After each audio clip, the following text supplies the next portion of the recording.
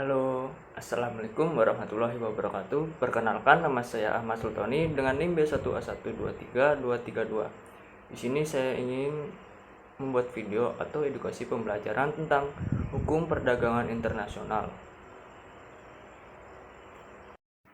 Setiap hari, triliunan rupiah nilai barang dan jasa berpindah lintas negara. Dari kopi Indonesia yang dikirim ke Eropa hingga perangkat elektronik dari Jepang ke Amerika. Tapi bagaimana semua ini bisa berjalan dengan aman, adil, dan saling menguntungkan? Inilah peran hukum perdagangan internasional. Perdagangan internasional adalah kegiatan jual beli barang atau jasa yang dilakukan oleh dua negara atau lebih. Dalam perdagangan ini, satu negara mengekspor atau menjual barang atau jasa ke negara lain dan juga mengimpor atau membeli barang atau jasa dari negara lain. Tujuan utamanya adalah untuk memenuhi kebutuhan yang tidak dapat dipenuhi sepenuhnya di dalam negeri, mendapat keuntungan ekonomi, serta memperluas pasar. Ruang lingkupnya mencakup dua sisi. Yang pertama, hukum publik internasional yang mengatur hubungan dagang antar negara termasuk perjanjian seperti WTO atau FTA. Yang kedua, hukum privat internasional yang mengatur kontrak bisnis antar perusahaan di negara yang berbeda. Jadi, dari skala negara hingga pelaku UMKM ekspor, hukum ini menyentuh semua level.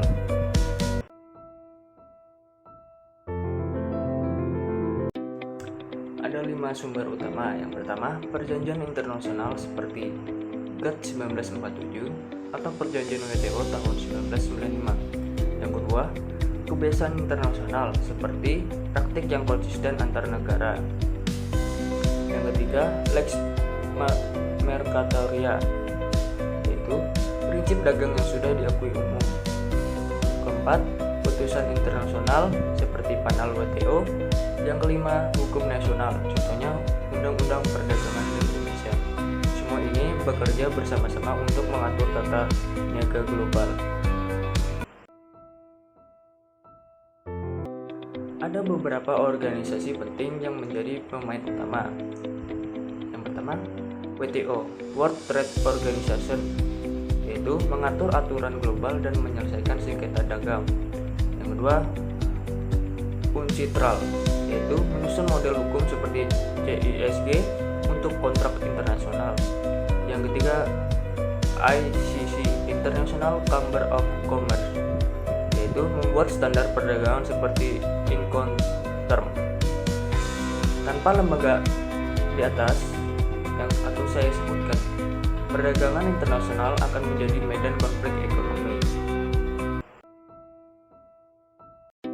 Prinsip-prinsip dasar hukum perdagangan internasional antara lain, yang pertama, Most Favored Nation atau MFN, yaitu perlakuan istimewa yang diberikan pada satu negara harus diberikan ke semua anggota WTO.